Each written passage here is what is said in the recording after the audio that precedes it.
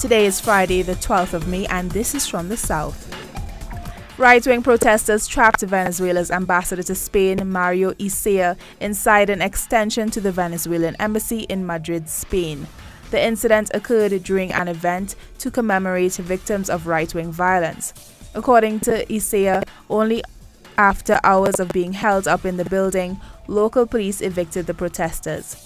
The roughly 100 people attending the event were then able to leave the building.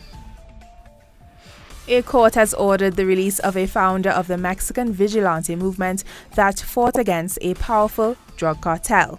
Jose Manuel Mireles' release comes after nearly 3 years in prison awaiting trial. The Federal Judiciary Council said the court had lifted the order for Mireles' preventive detention so that he can, quote, continue his trial in liberty. Mireles was arrested in June 2014 on drugs and weapons charges.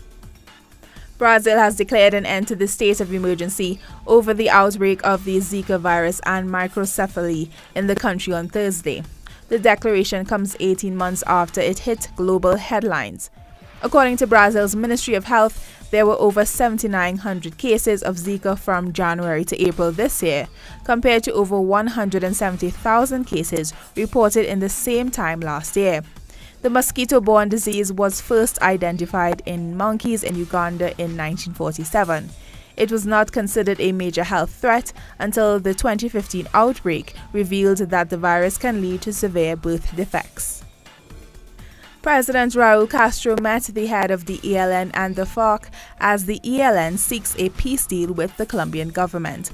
The meeting came after the ELN said it does not expect to reach a peace agreement by the 2018 elections.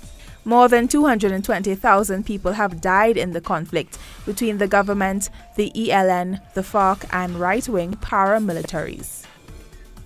The US-supported Arab and Kurdish forces took the Al-Tabqa Dam from the Islamic State group on Thursday, further surrounding the militants' de facto capital of Raqqa.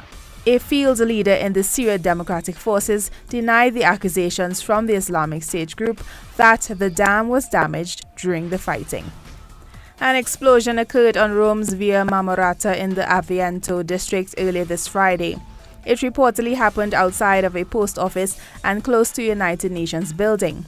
Police and bomb squads were immediately deployed to the scene and the area was cordoned off. Several state leaders arrived in Beijing on Friday to attend the upcoming Belt and Road Forum for International Cooperation. Among them were the Prime Ministers of Greece, Ethiopia, and Pakistan. The forum is scheduled for May 14th to 15th and will be the highest-profile international meeting under the framework of the Belt and Road Initiative since it began 3 years ago. A person in the Democratic Republic of Congo who died of a hemorrhagic fever has tested positive for the Ebola virus, signaling the start of a new outbreak. The case was confirmed from tests on 9 people who came down with a hemorrhagic fever in the north of the country in April. 3 people have died of the fever. Jeff Koons unveiled a 45-foot-high inflatable sculpture called a Seated Ballerina outside New York's Rockefeller Center.